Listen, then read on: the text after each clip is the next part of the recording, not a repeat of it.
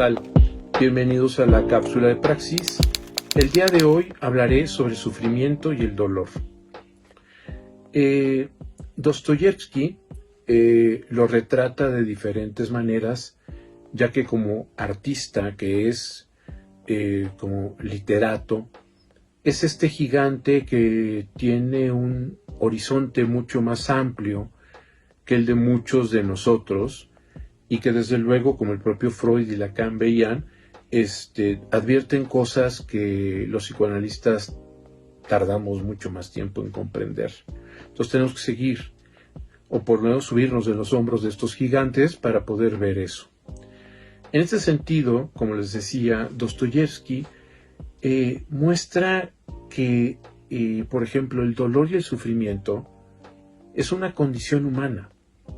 No es algo de lo que debamos huir, aunque estamos en sociedades analgésicas en donde se vive con un miedo al miedo, con un miedo a vivir este tipo de experiencias, cuando la única posibilidad de cambiar en nuestra vida es hacer acuse de recibo, es decir, ¿qué es aquello? ¿Por qué estamos sufriendo? Y de alguna forma entender que eso nos da una especie de enseñanza.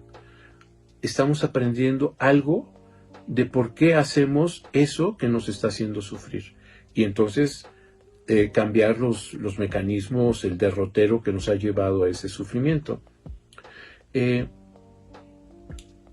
Si el espíritu humano no sufriera nada, nos esterilizaríamos. O sea, todo proceso de creación necesariamente tiene ciertos guiños de malestar, de incomodidad, de sufrimiento.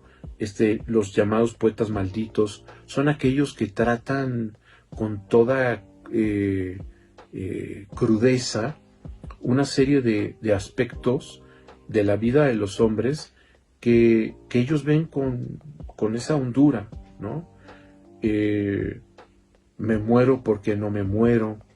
Esta parte de senté a la belleza en mis rodillas y la encontré amarga.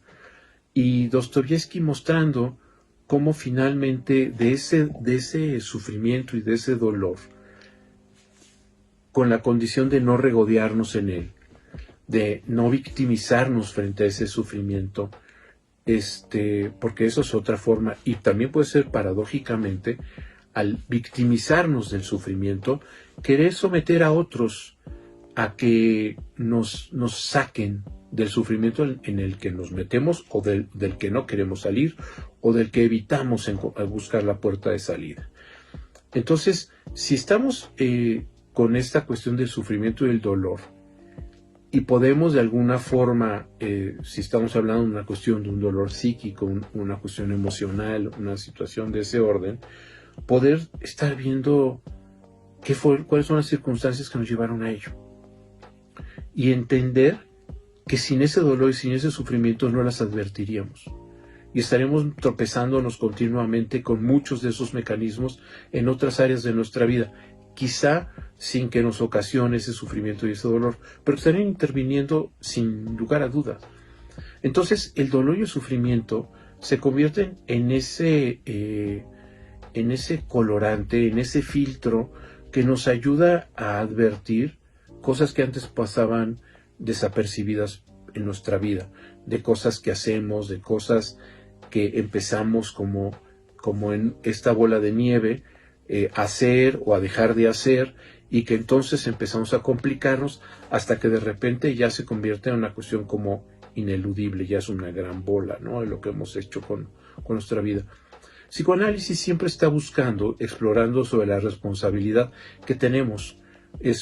Freud, la pregunta clara del psicoanálisis, ¿qué es lo que usted ha hecho para tener lo que le acontece, ¿no? ¿Qué es lo que usted hizo? O no, y se quiere ver como un alma bella, indiferente a las cosas que suceden, ¿no? En ese sentido es precisamente que el psicoanálisis lo que quiere es advertir que el dolor, el sufrimiento, pueden ser puertas que nos ayuden a ver cosas que ni siquiera habíamos imaginado.